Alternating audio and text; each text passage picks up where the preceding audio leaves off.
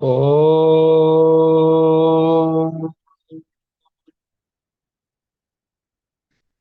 श्री गुरुभ्यो नमः।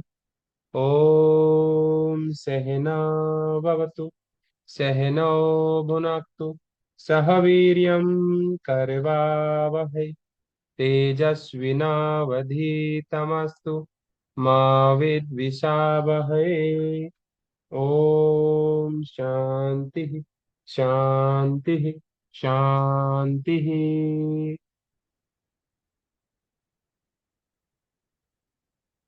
केवल पाद।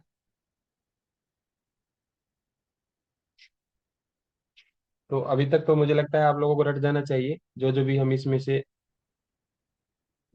सूत्र पढ़े हैं। हमने बताया था कि जन्म, औषधि, मंत्र और तप, इन चार माध्यम से जो सिद्धियां मिलती हैं उसमें अहंकार, कर्म संस्कार और वासनाएं रहती हैं। समाधि से जो सिद्धियां मिलती हैं उसमें कर्म संस्कार और अहंकार आदि नहीं होते हैं। तो इन पांचों माध्यम से जो सिद्धियां मिलती हैं, वो सिद्धियां मिलने के बाद शरीर और इंद्रियों में विशेष सामर्थ्य आ जाता है, जिसको विलक्षण क्षमता कहते हैं, या अनेक चित्त उसमें निर्मित हो जाते हैं। आपको ऐसा मान करके चलना है, याद रखने के लिए। और वो कब होगा? जब उसके उपादान कारणों की पूर्ति हो जाए, जिससे शरीर और इंद्रियों का सामर्थ्य प्रकट रूप में सामने आ जाए, उसे अपेक्षित पूर्ति कहते हैं। अपेक्षित पूर्ति हो जाएगी तो शरीर इंद्रियों का सामर्थ्य प्रकट हो जाएगा। और वो अपेक्षित पूर्ति को एक तरीके से दूसरा शब्द बोलेंगे, बाधा निवारण। अपेक्षित पूर्ति से यहाँ पर भ्रमित नहीं होना है कि कोई अलग चीज करनी है या कुछ अलग कमी है और कोई नई चीज डालनी है तब जाकर के शरीर इंद्रियों में सामर्थ्य आएगा। नहीं, बस आपूर्ति का मतलब यहाँ पर ये है कि बाधा हटा लो, इसी की जरूरत है कि बाधा हट जाए। इसी इसी को अपेक्षित पूर्ति कहते हैं। और वो बाधा हटेगी योग के अंगों के अनुष्ठान करने से। फिर उसके बाद जो योगी अनेक चित्तों को बनाएगा, तो वो अस्मिता मात्र से बनाता है, और फिर एक चित्त ही अनेक चित्तों का नियामक हो जाता है।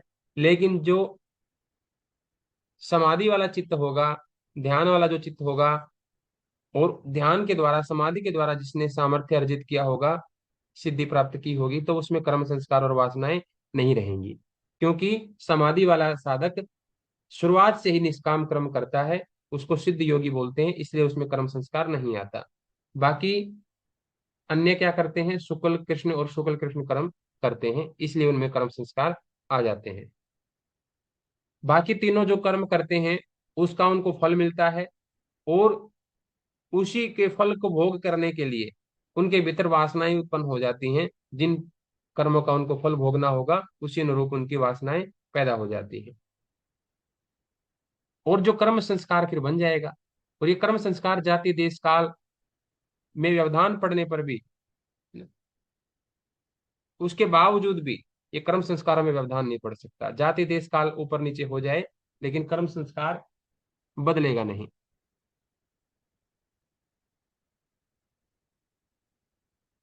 क्योंकि स्मृति और संस्कार एक ही रूप रहते हैं, और वासनाएं हैं मूल में, क्योंकि उसी अनुरूप वासनाएं पैदा होती हैं। जिस अनुरूप वासनाएं पैदा होंगी, वासनाएं ही पैदा होती हैं अगर आपको कोई फल मिलने वाला होता है। जैसे आपने पिछले जन्म में किसी को चोट पहुंचाई थी, और इस जन्म में उसका फल मिलना है। वो फल तब तक नहीं मिलेगा जब तक वैसी परिस्थिति पैदा नहीं होगी। और वैसी परिस्थिति कब पैदा होगी? जब आपके भीतर वैसी इच्छा पैदा होगी। आप इच्छा पैदा करोगे पहले, यानी कि आपको पता ही नहीं है कि अनजाने में हम उस इच्छा को पाल करके बैठे हैं, जो इच्छा हमने पाली, और उसके बाद हमें पिछले जन्मों का कर्म का फल मिलेगा। तो वासनाएं जो हैं, उसी के अनुरूप हमें फल भोग की प्राप्ति होती है। जैसी वासनाएं, फिर उसी हिसाब से। बोले ये व्यक्ति अब खुश है, मनवा लो अपनी बात, अब सारी सारी चीजों पे साइन कर देगा।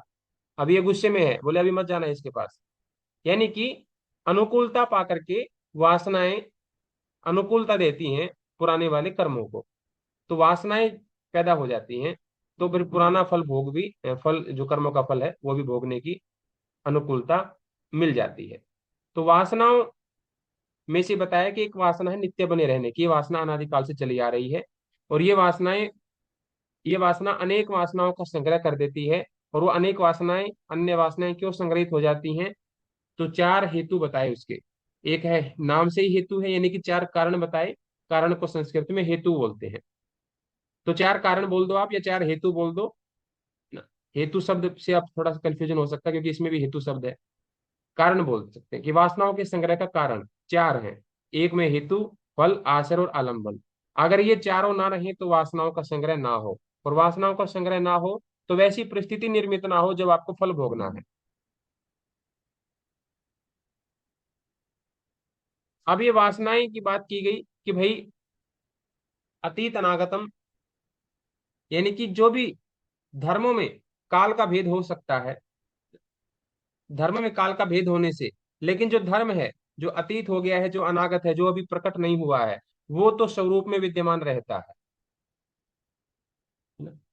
वो चीजें हमेशा विद्यमान रहती हैं। अब कोई कहने लग जाए कि हमें तो जो है ना अभी तक अमुक कर्म का फल मिला नहीं, इसका मतलब ये नहीं कि वो फल मिलेगा नहीं।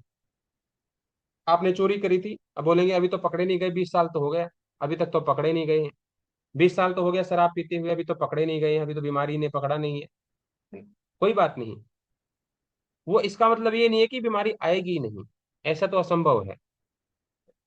वो परिस्थिति जब निर्मित होगी, जब तक तुम्हारे पुण्यों का फल मिल रहा है तुम्हें, जब तक तुम्हें कितनी ही भयंकर भी भयंकर परिस्थिति आ जाए तो भी तुम बचे रहोगे, क्योंकि पुराने वाले कर्म तुम्हें बचा लेंगे। लेकिन जैसे ही वो नष्ट होंगे, फिर तुम्हें दुनिया की कोई ताकत नहीं बचा सकती। क्योंकि विधाता जो है ना, अपने विधान में हस्तक्षेप नहीं करता। जो उसने नियम बनाया हुआ है उसको तो वो खुद भी नहीं तोड़ता, है ना। भक्त के लिए तोड़ सकता है ना। भक्त के लिए कोई नियम नहीं होता, भक्त नियमों से परे हो जाता है। लेकिन साधारण इंसान के लिए, किसी के लिए भी ईश्वर कभी भी सृष्टि का विधान नहीं तोड़ता। हालांकि भक्त के लिए भी नहीं तोड़ता, लेकिन वो लगता है ऐसा कि भक्त के वश में हो गया है। विधान वहां पर भी है। तो यहाँ पर ऐसे बताया गया कि अतीत रूप में, अनागत रूप में प्रकट रहते हैं, वो स्वरूप से विद्यमान रहते हैं। और वो स्वरूप बताया गुणों का रूप, यानी कि सारे के सारे जो धर्म हैं या जो गुण हैं, वो गुणों के रूप में विद्यमान रहते हैं। सारी वासनाएं गुणों के रूप में विद्यमान रहती हैं। अब ये गुण तो अलग अलग हैं, सत्य, रज और तम है, लेकिन उसके बावजूद भी ये एक है। एक होकर के ये क्या करते हैं, सृष्टि के सभी पदार्थों को बना देते हैं, वस्तुएं बना देते हैं। सुनीता जी ने पूछा था कि ये ऐसे कैसे हो जाता है। सुनीता महर्षि जी, सत्य रज तम मिल करके एक तत्व को बना देते हैं बिल्कुल अलग अलग। जैसे एक दायां हाथ है ना, एक बायां हाथ है, दोनों मिलकर के एक काम करते हैं, लेकिन दाहिना हाथ बिल्कुल अलग है, बायां हाथ बिल्कुल अलग है। ऐसे ही सतरजतम बिल्कुल अलग अलग हैं, लेकिन इनका परिणाम एक ही है। ये एक ही चीज को बनाते हैं। तो फिर आगे बताया, वस्तु साम्य चित्त भेदात तयो विभक्त पंथा, यानी कि वस्तु या पदार्थ एक समान होने पर भी चित्त और ज्ञान में अंतर होने से उन दोनों अर्थात वस्तु और उसी ज्ञान में भी अंतर दिखाई पड़ता है। क्योंकि वस्तु भले एक है, गुणों का पृथक पृथक आत्यंतिक परिणाम होने से, एक होने से सृष्टि के सभी पदार्थ अलग अलग दिखाई देते हैं। अगर वो वस्तु एक ही गुण से बनी होती, सारी चीजें केवल सतों से ही, सतगुण से बनी होती, तो सारी वस्तु एक जैसी होती, है ना? अब अगर मान लो मैंने एक एक संख्या मैंने आपको दी एक, और एक से ही आपको संख्याएं बनानी है, तो अगर आप एक से संख्याएं बनाते तो आप एक के अलावा दूसरी संख्या नहीं बना सकते थे, एक ही संख्या बनाते। अब मैंने दे दिया आपको दो शब्द, है ना, कि भाई इसे संख्याएं बनाओ। तो आप, ये दूसरा मैंने दे दिया, दो शब्द दे दिए, मतलब दो अक्षर दे दिए मैंने, एक एक और एक दो, दो अंक दे दिए। इसे आप कुछ और संख्याएं बना सकते हो। आप एक को हटा दोगे, इंडिविजुअली एक, इंडिविजुअल दो, या एक और दो इकट्ठा जोड़ दो, या दो और एक बाद में जोड़ दो, या एक और दो को गुना कर दो, या एक और दो को भाग कर दो, कुछ भी करके आप बना दोगे। लेकिन मैंने आपको तीन संख्याएं दे दी, तीन अंक दे दिए, 1 2 और 3। इससे आप और भी ज्यादा संख्याएं बना सकते हो। एक अपने आप में, दो अपने आप में, तीन अपने आप में, है ना, फिर एक और दो हो गया, है ना, फिर एक और तीन हो गया, दो और तीन, कितनी सारी संख्याएं बनाई जा सकती हैं। लेकिन ये स्थूल अंक है, भौतिक अंक है, इनकी तो सीमा आ जाएगी, अनगिनत इनसे नहीं बन सकते, इनसे भी लिमिटेड ही बनेंगे। लेकिन इस सतरजतम ये संख्याएं नहीं है, ये तो ऐसी ऊर्जा है जो सीमित नहीं है। इसलिए इन 17 स्तंभ से तो अनेक चीजें बन जाती है, अनेक रूप बन जाते हैं। इसलिए वस्तु या पदार्थ के एक समान होने पर भी, अगर वो वस्तुएं एक भी हैं, ये तीनों पदार्थ मिलकर के, तीनों गुण मिलकर के, है ना, ये तीनों गुण मिलकर के एक ही पदार्थ को बना रहे हैं, लेकिन उसके बावजूद भी वो क्या हो रहा है, अलग अलग रूपों में दिखाई दे रहा है। क्यों? वस्तु और ज्ञान में अंतर है। वस्तु और ज्ञान में अंतर दिखाई पड़ता है। कल वाली कक्षा में इसको समझाया था। कोई भी वस्तु या पदार्थ किसी एक चित्त के अधीन नहीं होती, क्योंकि जब वस्तु किसी चित्त का परिणाम नहीं रहेगी, तो उस चित्त के अभाव में उस वस्तु का क्या होगा। कल वस्तु इसको अच्छे से बताया था। चित्त जो है, बाह्य वस्तु की ज्ञान तभी प्राप्त कर सकता है जब वो उपराग होगा उसमें। अगर उपराग नहीं है तो बाह्य वस्तु उसके लिए अज्ञात रहेगी। अगर चित्त उस वस्तु के प्रति उपराग युक्त से युक्त हो गया है, तो वो वस्तु उसको ज्ञात हो जाएगी। लेकिन जब वो वस्तु उसको ज्ञात है, तो उस वस्तु का अस्तित्व है उस चित्त के लिए। और जब वो वस्तु उसको ज्ञात नहीं है, उस चित्त को अज्ञात है, यानी कि जब वो वस्तु अज्ञात है, तो उसको मानेगा कि अस्तित्व इसका वस्तु का नहीं है। लेकिन चित्त के ज्ञात करने से या अज्ञात वस्तु रहने से उस वस्तु के ऊपर कोई प्रभाव नहीं पड़ता, वो वस्तु का अपने आप में एक अस्तित्व है। फिर इन सब को कौन जान सकता है, उस वस्तु को? चित्त तो तब उपराग रखेगा तो वो जान पाएगा, उपराग नहीं रखेगा तो नहीं जान पाएगा उस वस्तु को। लेकिन एक चित्त का स्वामी है जिसको चित्ती कहते हैं। चित्त का स्वामी को चित्ती कहते हैं। चित्ती यानी कि आत्मा, ये जान पाएगी, हर एक चीज को ये जान पाएगी, हर एक वृत्ति को ये जान पाएगी, क्योंकि ये अपरिणामी है। ये अपरिणामी है, इसको बदलना नहीं है, इसको परिवर्तन नहीं करना है, ये अपरिवर्तनशील है। चित्त तो बदल जाएगा, एक समय पर एक ही काम कर सकता है, उसकी क्षमताएं लिमिटेड है, इसलिए वो एक समय पर एक ही काम कर सकता है। कोई चीज जिसका उसको ज्ञान हो रहा है उस समय पर, उसके लिए वो वस्तु उस समय एग्जिस्ट कर रही है। जिस वस्तु का वो ज्ञान नहीं कर रहा उस समय, उसके लिए वो वस्तु एग्जिस्ट नहीं कर रही। लेकिन चित्ती के साथ, यानी कि आत्मा के साथ, ऐसी कोई बाउंडेशन नहीं है। वो एक ही साथ बहुत सारे काम कर सकती है, यानी कि सारा ही काम परमात्मा कर रहा है, यानी कि आत्मा कर रही है एक ही साथ। सुन भी रहा, देख भी रहा है।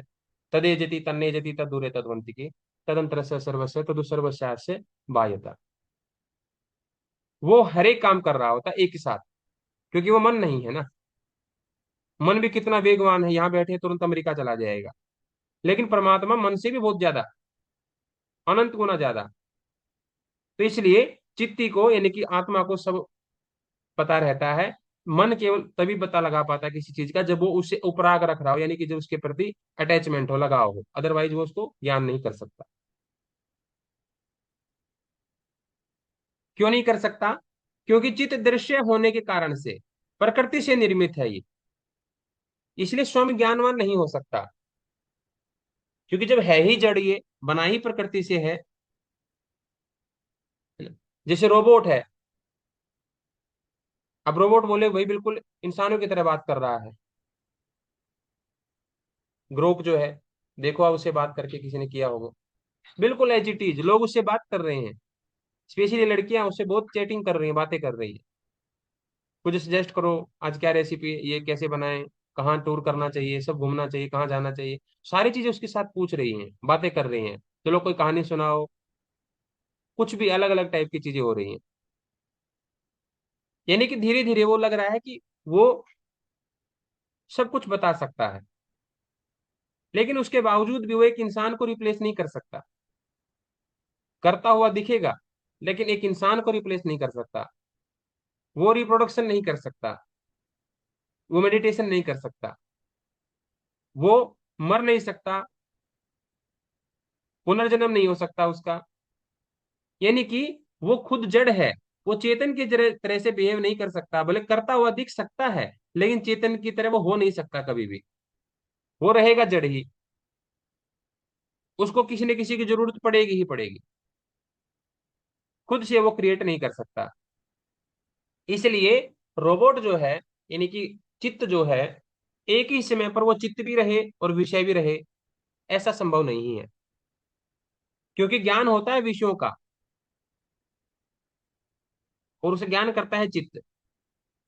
तो चित्त अपने आप को ही विषय बना ले और अपने आप का ही ज्ञान प्राप्त करे, यानी कि खुद ही दृष्टा और खुद ही दृश्य, ऐसा संभव नहीं है।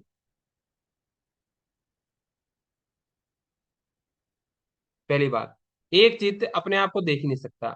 फिर बोले थे कि भाई एक चित्त से अनेक जो चित्त बने थे, उन अनेकों में से एक को बोल दो कि पहले वाले को देख ले। अगर ऐसा हो जाए तो, यानी कि विषय का बोध कराने वाले चित्त को एक अन्य चित्त का दृश्य मानने से, कि कई सारे चित्त है ना, तो इस चित्त को, एक चित्त है, इस दूसरे चित्त का दृश्य मान लो, यानी कि ये दृश्य हो गया एक, और ये दृष्टा मान लो। ऐसे देख लेगा क्या? तो भी नहीं देख सकता, क्योंकि दोनों ही चित्त हैं। ये तो वैसे ही हो गया जैसे किताब को देखा नहीं जा सकता, यानी किताब, सॉरी, किताब को देखा जा सकता है लेकिन किताब किसी को नहीं देख सकती। क्यों? क्योंकि देखने वाला कोई चाहिए।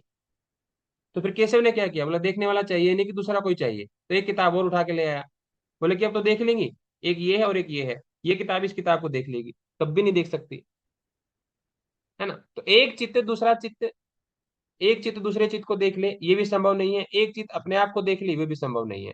अगर एक चित्त जब दूसरे चित्त को देखेगा, अगर ऐसी बात हम करते हैं, तो इससे अति प्रसंग रूपी दोष पैदा होगा, जिसको स्मृतियों का संकर रूपी दोष कहा जाता है।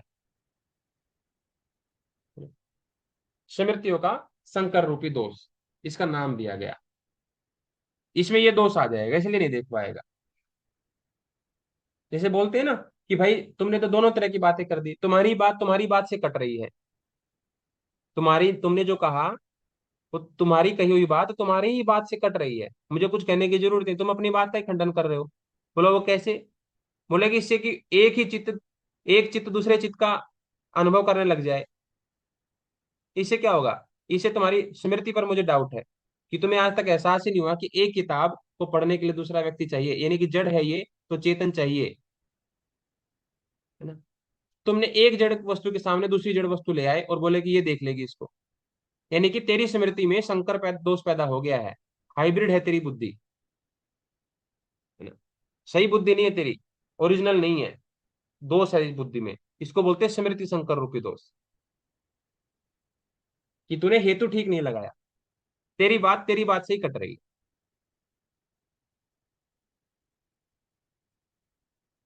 तो फिर किसको हो जाता है पता, जो हम बता रहे थे, चित्तेर प्रति संक्रमाया तदा कारपत्तौ स्वबुद्धि संवेदनम। ये जितनी भी क्रियाएं हो रही हैं, उन सारों को चित्त ही अनुभव कर सकता है एक साथ ही।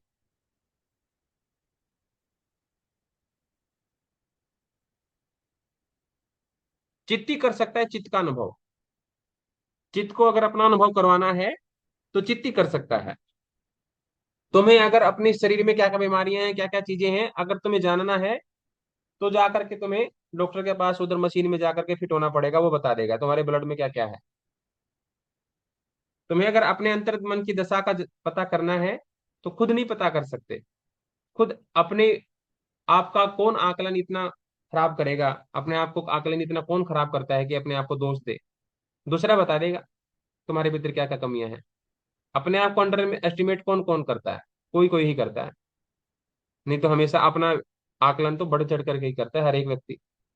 इसलिए अगर चित्त को अनुभव करना है, तो चित्त ही कर सकता है, बाकी कोई नहीं कर सकता, चित्त स्वयं नहीं कर सकता।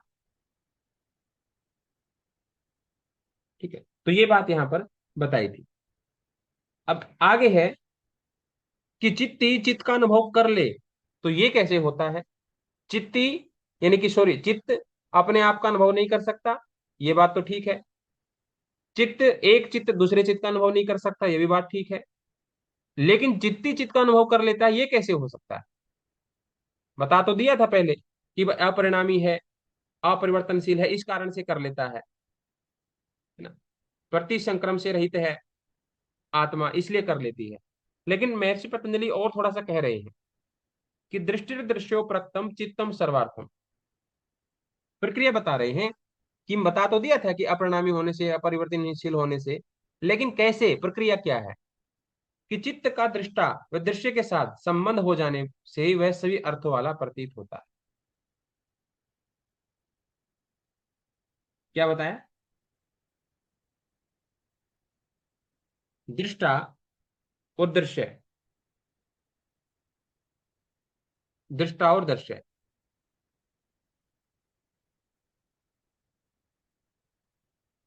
ये दो रंग हैं एक तरीके से। ये भी रंग है, ये भी रंग है। ये दोनों का ही रंग जब चित्त पर चढ़ जाता है, तब चित्त को सारी चीजें पता लग जाती हैं। आप बोलेंगे ऐसा कैसे हो जाता है? जो आत्मा ने अनुभव किया, आत्मा ने ज्ञान प्राप्त किया, तो आत्मा को ही तो ज्ञान होगा। इस चित्त को कैसे हो जाएगा? चित्त को नहीं होगा, लेकिन चित्त के जरिए रिफ्लेक्ट होगा। ये बिल्कुल ऐसे ही है जैसे कि आपने जा करके आप शीशे के सामने खड़े हो गए।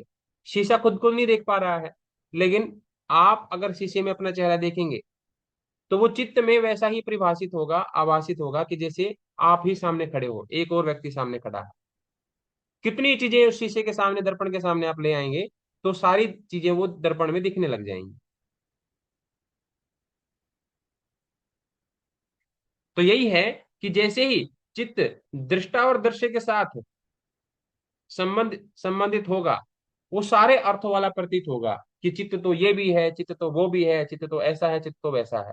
जबकि चित्त अपने आप में कैसा भी नहीं है, लेकिन जैसा दृष्टा और दृश्य के साथ रंगा हुआ है, और जैसे ही उसके सामने कोई वस्तु आती है तो वैसा ही वो दिखता है। तो ये दृष्टा और दृश्य के साथ संबंध हो जाने से ही वह सब अर्थों वाला लगता है। आगे बताते हैं। अब इस चित्त से जो अलग है आत्मा, अब वो कैसी है, क्या है? तद असंख्य वासना भी, तद असंख्य वासना भी,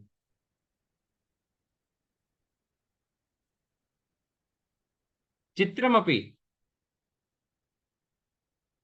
चित्रमपि प्रार्थम सहत्याकारित्वात्, तद असंख्य अनगिनत वासना भी, वासनाओं के रहते हुए, चित्रित, चित्रम, चित्रमपि चित्रित होने पर भी, प्रार्थम, प्रार्थ मतलब दूसरों के लिए, और साहित्यकारी यानी कि मिलजुल करके काम करना, संयुक्त होकर के काम करना। तो ये जो साहित्यकारी होने के कारण से, यानी कि इसको बोलेंगे हम मिलजुल कर काम करने के कारण से, मिलजुल कर, वह चित्त अनगिनत वासनाओं से युक्त होते हुए भी दूसरों के लिए अर्थात आत्मा के लिए कार्य करता है। क्योंकि इस चित्त का स्वभाव है ये, इसका मिलना जुलना इसका स्वभाव है। कोई भी व्यक्ति, एक व्यक्ति देखो आप, कोई व्यक्ति, दो व्यक्ति एक साथ काम कर रहे हैं ना, भले एक दूसरे से शुरुआत में महीनों महीनों तक ना बोले, शर्मा शर्मी करें, या मान लो एक मेल है एक फीमेल है, आपस में बात ना करें, एक ही जगह पर जॉब कर रहे हैं, लेकिन धीरे धीरे धीरे धीरे धीरे क्या होगा, ऐसी परिस्थिति पैदा हो जाएगी कि वो एक दूसरे से काम के जरिए बात करेंगे, फिर वो बातें आगे बढ़ने लग जाएंगी। वो मैटर नहीं करता है कि शादीशुदा है कि नहीं है, क्या है क्या नहीं है। वो ये रिसर्च भी आ रही है आज तो, आजकल तो अखबार में भी पूरा आर्टिकल, बड़े बड़े लंबे आर्टिकल छप रहे हैं। क्योंकि परिस्थिति अगर निर्मित होगी तो वैसी चीजें पैदा होने लग जाएंगी, क्योंकि दोनों के भीतर मन है। ये यहाँ कोई आत्माएं नहीं बैठी, कोई ध्यानी व्यक्ति नहीं बैठे हैं पास पास में, ये सांसारिक व्यक्ति बैठे हैं। एक न एक दिन, भले कितने दिन ये बातचीत ना करें, लेकिन एक दूसरे के प्रति इनके मन में भावनाएं पैदा होंगी। क्योंकि मन का एक स्वभाव है, उसका स्वभाव है मिलजुल कर काम करना, यानी कि सहत्याकारी। वो जब तक मिलजुल कर का काम नहीं कर पाता है, वो कंफर्ट नहीं होता है, और कंफर्ट नहीं होता है तो फिर वो अब सर्वाइव नहीं कर सकता है। मन हमेशा खुशी ढूंढता है, और दो मन है तो खुशी ढूंढेंगे, और किस में ढूंढेंगे? जो आसपास उपलब्ध होगा। तो वो धीरे धीरे एडजस्ट करने लग जाते हैं। तो ऐसी सहत्याकारी होने के कारण से, यानी कि मिलजुल कर के स्वभाव है इसका, मिलजुल कर काम करना, ये चित्त जो है अनगिनत वासनाओं से युक्त होते हुए भी, अनगिनत वासनाएं हैं इसकी, लेकिन उसके बावजूद भी काम तो किसके लिए कर रहा है? आत्मा के लिए ही कर रहा है।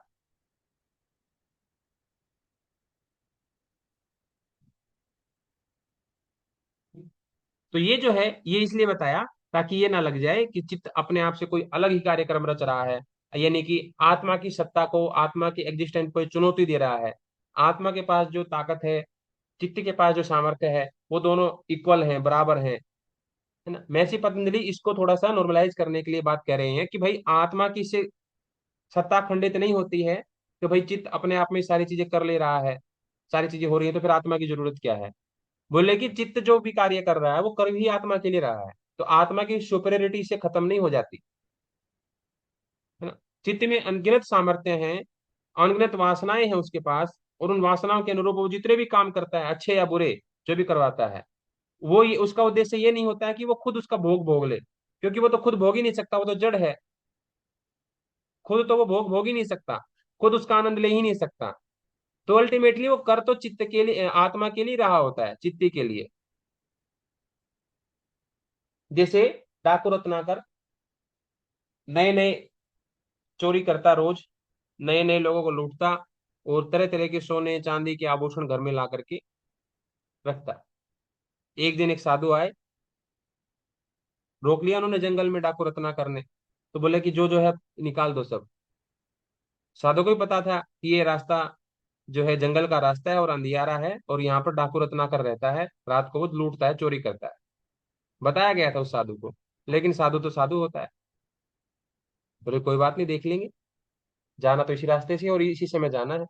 क्या लूटेगा ज्यादा से ज्यादा, हमारे पास कुछ है ही नहीं, जो थे हम तो पहले ही परमात्मा को लुटा सके, ये क्या लूटेगा।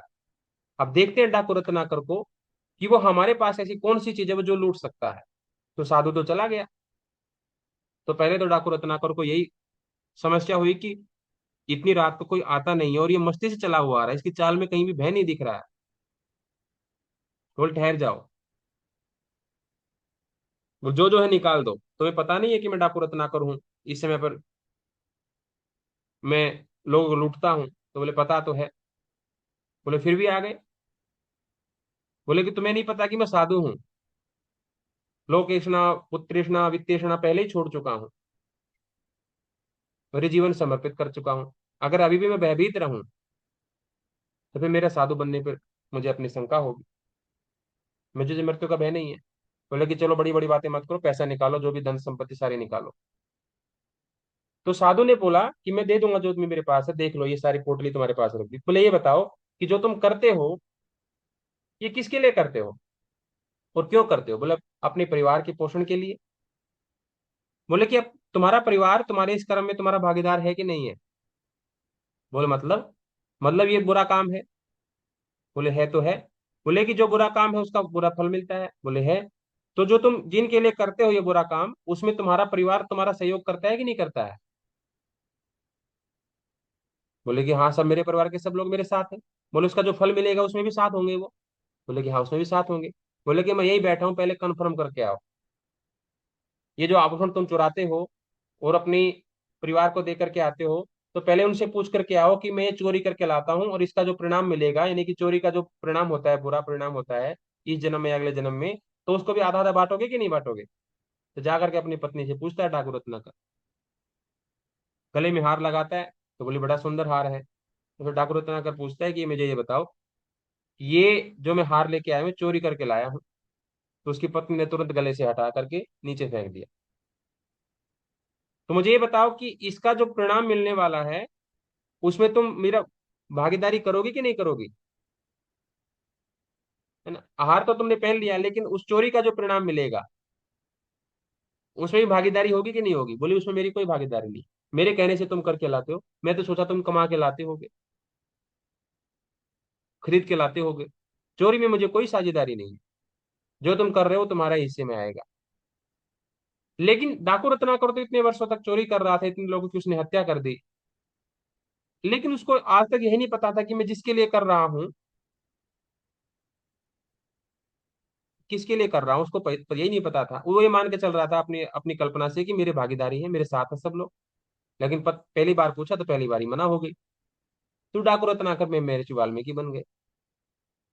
तो ऐसे ही ये चित्त जो है, इसका स्वभाव है मिलजुल करके काम करना, है ना। अनगिनत वासनाओं से युक्त होगा। और ये अनगिनत वासनाओं से युक्त क्यों होता है, इस बेचारे को अभी तक कन्फर्म नहीं है। इसको लगता है कि मैं अच्छा ही कर रहा हूं, लेकिन कर तो ये फिर भी आत्मा के लिए ही रहा होता है। आत्मा की ये सुनता नहीं। जैसे हम करते तो अपने माँ बाप के लिए ही हैं, लेकिन माता पिता की सुनते नहीं। करते तो धर्म के लिए हैं, लेकिन धर्म की मानते नहीं। धर्म वास्तव में है क्या, कहते तो है धर्म के लिए, लेकिन धर्म धीरे से कहता है धरती क्षमा नमोस्तुभ्यम, बोला चुप। धर्म का मतलब झंडा, भारत माता की जय, वंदे मातरम, इतना ही। धर्म की सुनते नहीं और कर रहे हैं धर्म के लिए ही।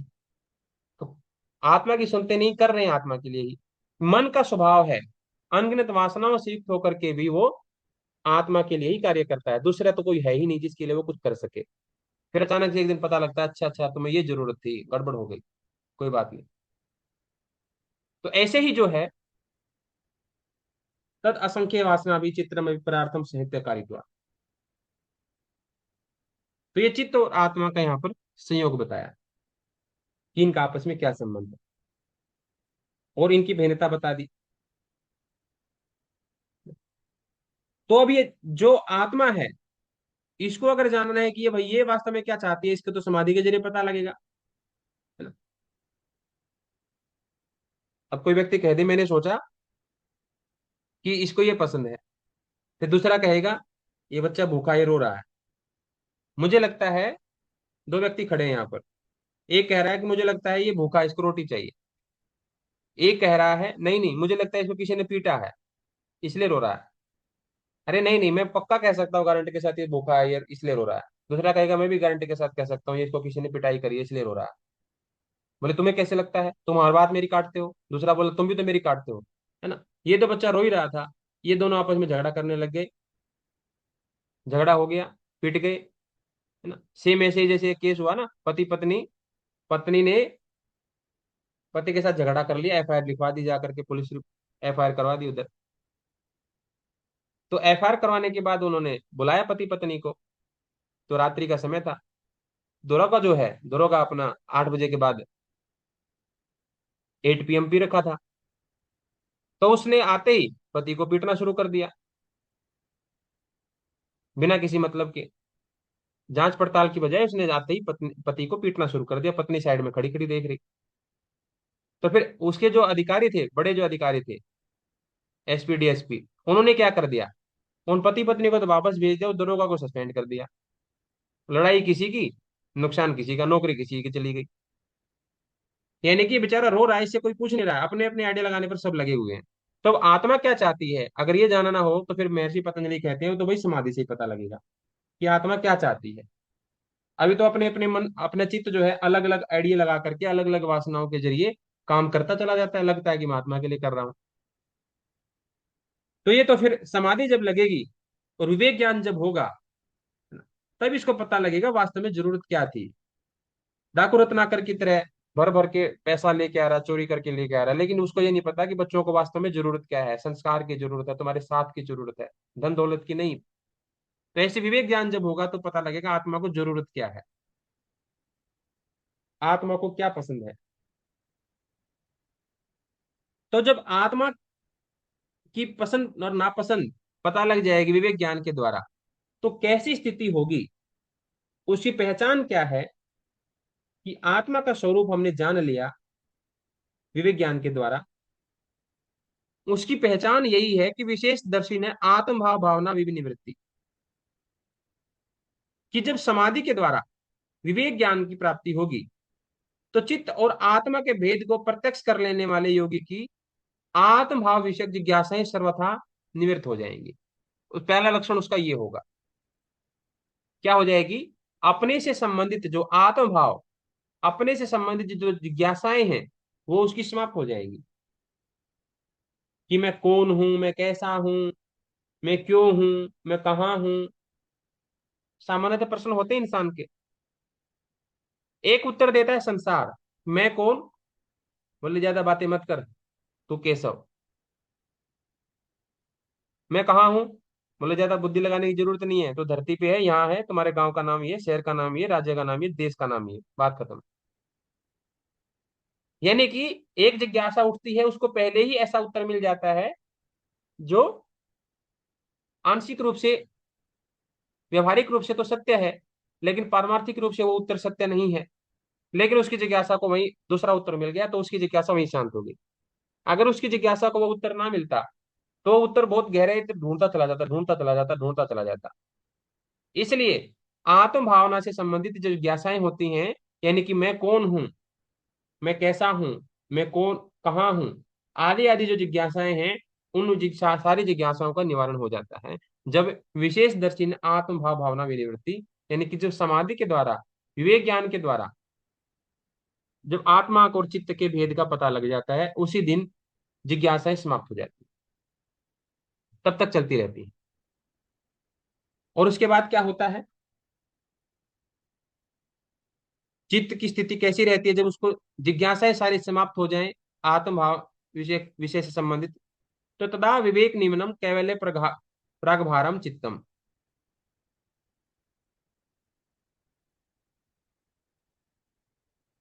चित्त पुरुष की परस्पर भिन्नता, चित्त और पुरुष, यानी कि चित्त और आत्मा की परस्पर भिन्नता का जब साक्षात्कार हो जाता है, योगी के चित्त का वृत्तिक प्रभाव विवेक मार्ग संचारी और कैवल्य रूप गंतव्य की ओर उन्मुख हो जाता है, अभिमुख हो जाता है। यानी कि जब उसको पहले तो ये पता लग जाता है उसको कि मैं कौन हूं, मैं कहाँ हूं।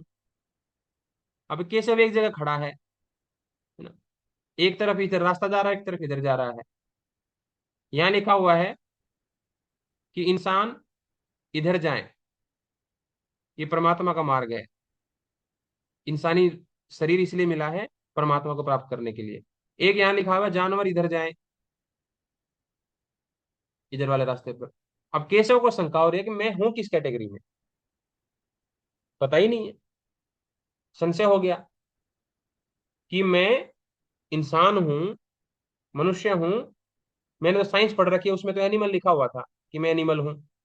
अब एनिमल तो जानवर होता है हिंदी में, तो इधर वाले की तरफ जाना है, या जो शास्त्र कहते हैं कि मैं इंसान हूं, मैं मनुष्य हूं, उधर वाले की तरफ जाना है। साइंस का जमाना है, तो एनिमल मानो अपने आप को, इंसान मानो अपने आप को, किस तरफ जाऊं। तो इसको संशय हो गया कि मैं कौन हूं, मैं कहाँ हूं, मैं क्यों हूं, आदि आदि समस्याएं इसको खड़ी हो गई। फिर अचानक से इसने समाधि लगाई, ध्यान लगाया, इसको उत्तर मिल गया, तो ये निकल पड़ा इस रास्ते पर।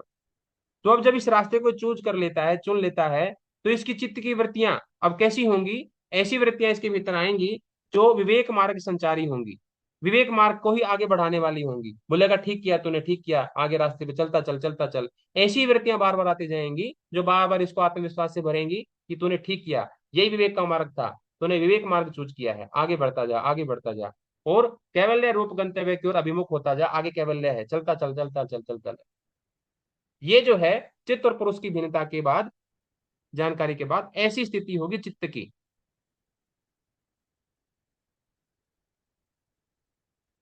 चित्त की स्थितियां और भी बताई है, तीसरे पाद में बताई थी प्रणाम तरह के रूप में।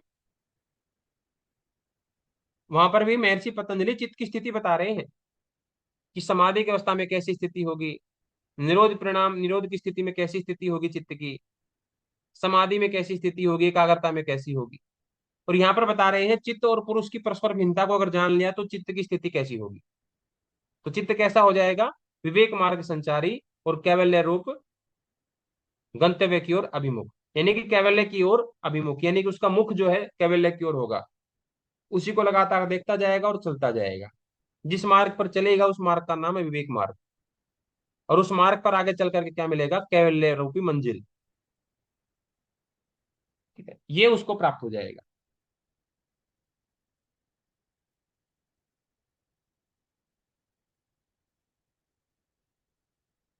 तो ये तो बात यहां पर बता दी। अब वृत्तियां तो उसकी विवेक मार्ग संचारी होंगी सारी की, यानी कि जितनी भी वृत्तियां होंगी वो सारी की सारी वृत्तियां धीरे धीरे धीरे धीरे, बहुत सारी वृत्तियां थी, वो सारी की सारी वृत्तियां विवेक मार्ग की तरफ ही बढ़ने वाली होंगी। यानी कि ज्यादातर उसके चित्त में जितनी वृत्तियां होंगी, विचार तो बहुत सारे होंगे, कुछ बीच में डाउट भी तो आते ही हैं, कभी भी कभी शक तो होता ही है अपने ऊपर भी, सही काम करते करते भी कभी ना कभी संशय आ जाता है। जैसे मोहन भागवत जी गए थे प्रेमानंद जी महाराज के पास, पूछा कि सैकड़ों वर्ष हो गया, महाराज जी कर रहे हैं देश के लिए, पता नहीं ठीक भी कर रहे हैं कि नहीं कर रहे हैं। यही संशय हो जाता है कि जो भी हम कर रहे हैं, हम ठीक भी कर रहे हैं कि नहीं कर रहे हैं। अब देखो, ये प्रश्न वो लोग कर रहे हैं जो कितने सालों से, कितने 100 साल से तो ज्यादा का संगठन हो गया होगा, और उसके बावजूद भी कितने सारे कार्यकर्ता, करोड़ों लोग उन्होंने जोड़े होंगे, और करोड़ों लोगों का मार्गदर्शन बताते होंगे, उनको टारगेट देते होंगे, ये करो वो करो वो करो, और उनके चीफ को ये संशय है कि हम जो कर रहे हैं कि ठीक भी है कि नहीं है। तो इसका मतलब दूसरों को फिर क्या ही सलाह दी जाती होगी। अगर उस बात को गहराई से सोचा जाए कि ऐसा प्रश्न पूछने वाला अगर उसके मन में जिज्ञासा है, इसका मतलब स्पष्ट वो भी नहीं है, अंधों के द्वारा अंधे चलाए जा रहे हैं। संख्या से कोई मतलब नहीं होता, संख्या कितनी भी हो सकती है। सोशल मीडिया पे डालो 2 लाख, 50 लाख और 10 करोड़ तो सालों साल में हो जाते हैं। इससे ज्यादा तो कैरी मिनाटी वो जो है, कितने फॉलोवर लेके बैठा है। तो उससे फॉलोवर से कुछ नहीं होता। सत्यता, सत्यता बड़ी विलक्षण चीज है, दुर्लभ चीज है। तो चित्त का वृत्तिक प्रभाव विवेक मार्ग संचारी और केवल एरो गंतव्य की ओर जब अभिमुख होता है, तो चित्त में बहुत सारी वृत्तियां रहती हैं, बहुत सारी।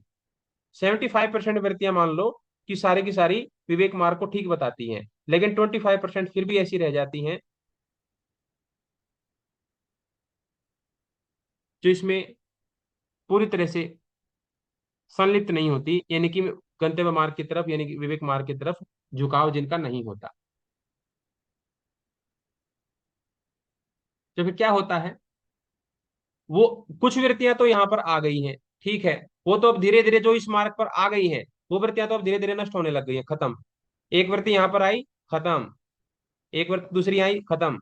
इस मार्ग पर जो जो वृत्ति आएगी, वो समझ लो उसका काम खत्म, वो नष्ट होनी शुरू हो जाएगी। अब बाकी जो वृत्तियां बच गई, जो अभी भी ये कह रही हैं कि नहीं नहीं वो मार्ग ठीक नहीं है। अब सोचो, जो मैथिली शरण गुप्त ने कहा था, एक आदमी में होते हैं 10-20 आदमी, जिसको भी देखना कई बार देखना। हो गए ना 10-20 आदमी, यानी कि एक एक वृत्ति का अपना अपना अस्तित्व है। और ये वृत्ति जब तक यहाँ नहीं जाएगी तब तक ये नष्ट नहीं होगी। और जो वृत्ति विवेक मार्ग की तरफ जा चुकी है, वो वृत्ति नष्ट हो चुकी है या नष्ट हो रही है। बाकी वाली जो वृत्तियां बचेंगी उनका क्या हाल है, जो विवेक मार्ग की तरफ नहीं गई है। एक ही इंसान है, एक ही चित्त है, उसके भीतर भी वेरिएशन है। तो उन वृत्तियों का क्या होगा, महर्षि पतंजलि बताते हैं, तच्छिद्रेषु प्रत्यंतांतराणि संस्कारेभ्य, प्रत्यांतर प्रत्यांतराणि संस्कारेभ्य, शेयवाण पूर्ववर्ती व्युत्थान संस्कारों के कारण से उस विवेक ज्ञान युक्त चित्त के छिद्रों में विवेक ज्ञान रहित अज्ञान में वृत्तियां भी उदय हो जाती हैं। दूसरी वृत्तियां क्या हैं, वो अपना मल्टीप्लीकेशन करते करती रहती हैं, अपनी संख्या बढ़ाती रहती हैं। वो अपनी संख्या बढ़ाती रहती हैं। 75% जो हो गई वो खत्म हो चुकी हैं। 25% अब क्या करेगी, वो अपनी संख्या कंटिन्यू बढ़ाती रहेगी, बढ़ाती रहेगी। क्यों, अब दूसरी वाली वृत्तियां ज्यादा हावी हो गई। और यहाँ पर सत्ता का खेल हर जगह चलता है, हर जगह चलता है, अल्टा पल्टी। ये कम हो गई तो इनको पता है कि एक न एक दिन हम नष्ट हो जाएंगी, तो ये अपने आप को मल्टीप्लाई करती रहती है, बढ़ाती रहती है। कैंसर की सेल्स को अगर पूरे शरीर पर कब्जा करना है तो उनको मल्टीप्लाई करना पड़ेगा। एक वायरस को अगर पूरे शरीर को खत्म करना है तो उसको अपने आप को मल्टीप्लाई करना पड़ेगा, अकेला कुछ नहीं कर सकता वो, उसको मल्टीप्लाई करना पड़ेगा। इसलिए कि कोई भी महान परिवर्तन करना होता है तो हमें मल्टीप्लाई करना पड़ता है, संगठन बनाना पड़ता है। सेम ऐसे ही ये वृत्तियां भी ऐसे ही करती हैं कि अपने आप को मल्टीप्लाई करती चली जाती है।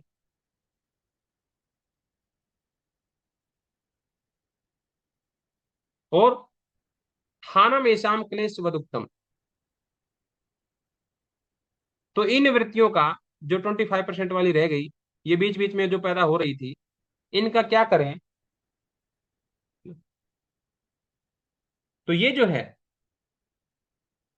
इनको भी भाई वैसे ही नष्ट कर दो जैसे कि तुमने क्लेशों को नष्ट किया था, है ना। ये तो पैदा होंगी, इनका तो स्वभाव है, ये बीच बीच में आएंगी। अचानक से बहुत ध्यान कर रहे होगे, अचानक से पता नहीं कैसा काम आ जाएगा याद, आलतू फालतू काम, आलतू फालतू काम याद आ जाएगा, जिसका कोई मतलब नहीं है, जो बाद में हो सकता है, ऐसी चीज याद आ जाएगी। तो ऐसे बीच बीच में ये परेशान करने के लिए आएंगी। तो अज्ञान में वृत्तियां इनको कहेंगे इनको संस्कारों की निवृत्ति, इन संस्कारों की निवृत्ति यानी कि इन वृत्तियों के संस्कारों की निवृत्ति कैसे करो? जैसे तुमने क्लेशात्मक संस्कारों की निवृत्ति करी थी, वैसे ही इनकी निवृत्ति करो। इन वृत्तियों का, इन वृत्ति के संस्कारों का नाश कलेशों की भांति होगा या क्लेश के संस्कारों की भांति होगा, वैसे ही करना है। फिर आगे है कि जब पूरी तरह से विवेक ज्ञान प्राप्त होता है, विवेक ज्ञान प्राप्त होता है, तो क्या होता है? ये बात यहां पर समाप्त हो गई है। अब दूसरी बात हम कह रहे हैं, ये मध्य मध्य बीच बीच में जो उदित होने वाली यानी कि पैदा होने वाली वृत्तियां हैं, वो कैसे नष्ट करनी है? महर्षि पतंजलि कहते हैं जैसे क्लेश वाले संस्कार या क्लेश वाली वृत्तियां जैसे नष्ट करी थी वैसे ही कर दो इनको भी।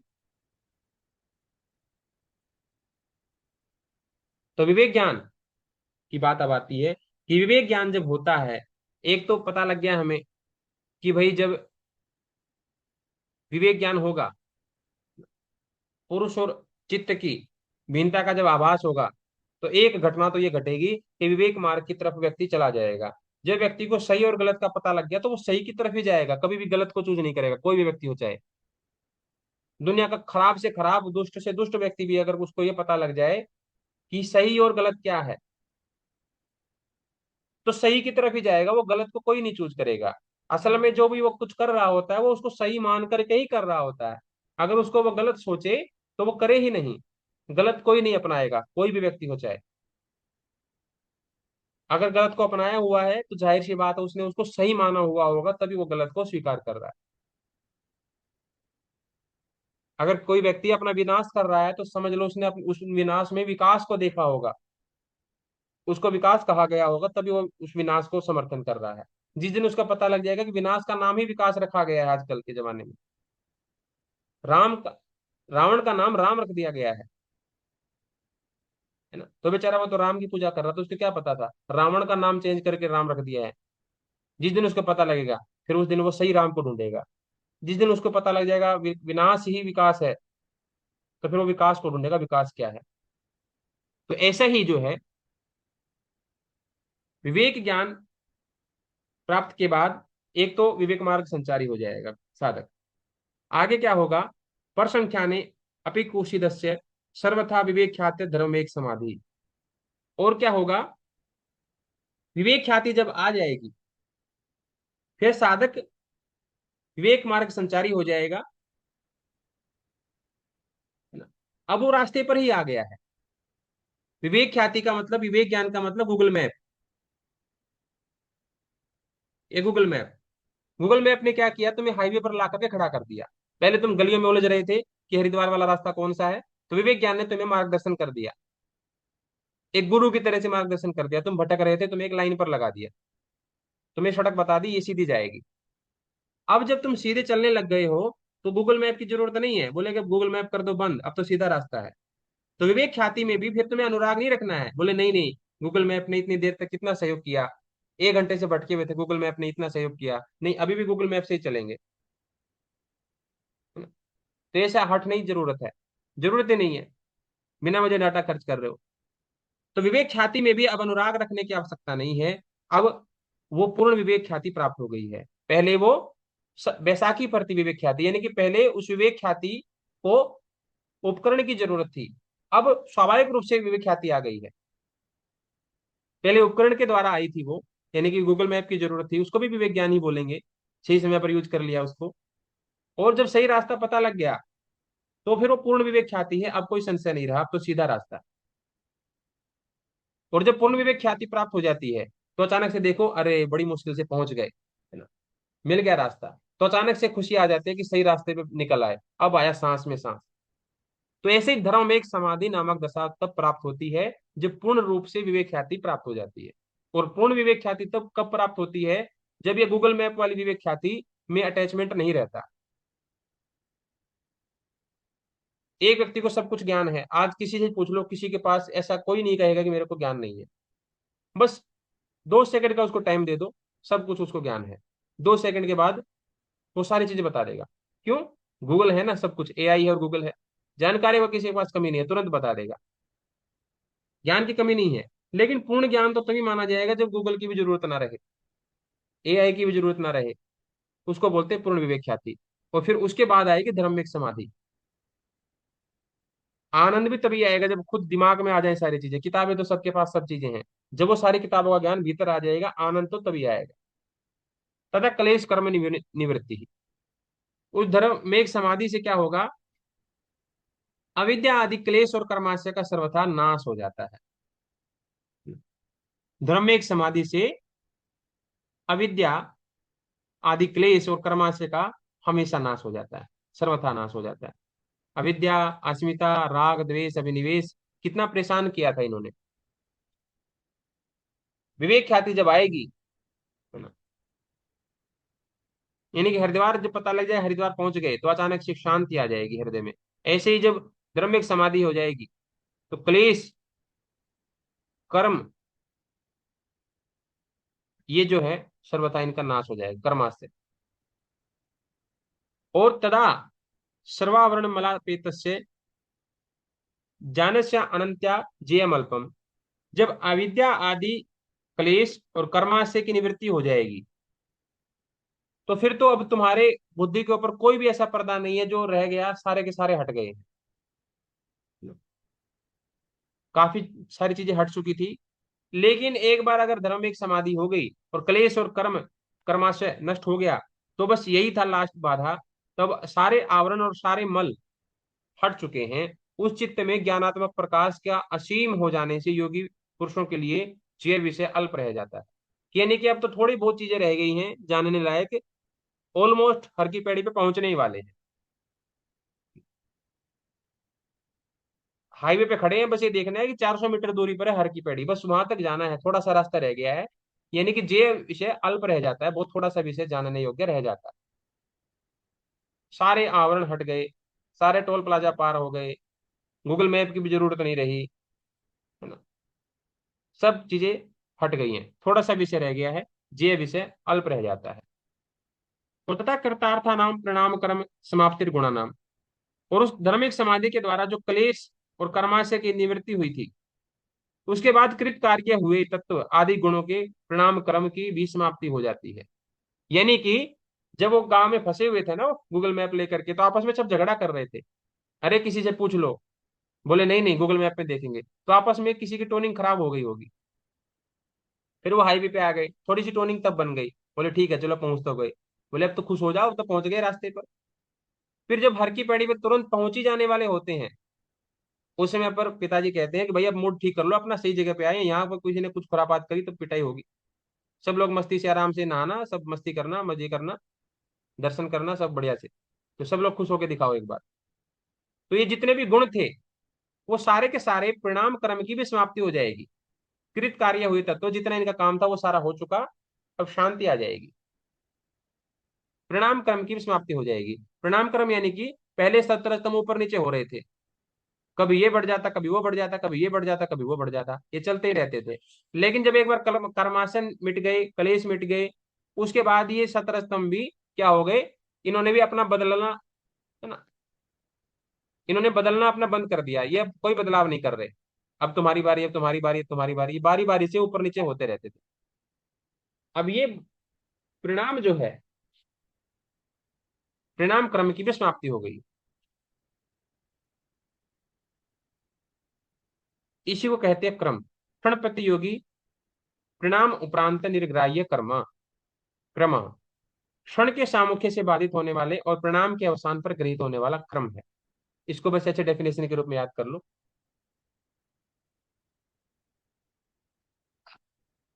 क्षण प्रतियोगी, यहाँ पर क्रम बताया है कि परिणाम क्रम की समाप्ति हो जाती है, तो ये क्रम क्या है? तो क्रम बताया क्षण के सामुख्य से बाधित होने वाला और परिणाम के अवसान पर गृहीत होने वाला, उसको क्रम कहते हैं।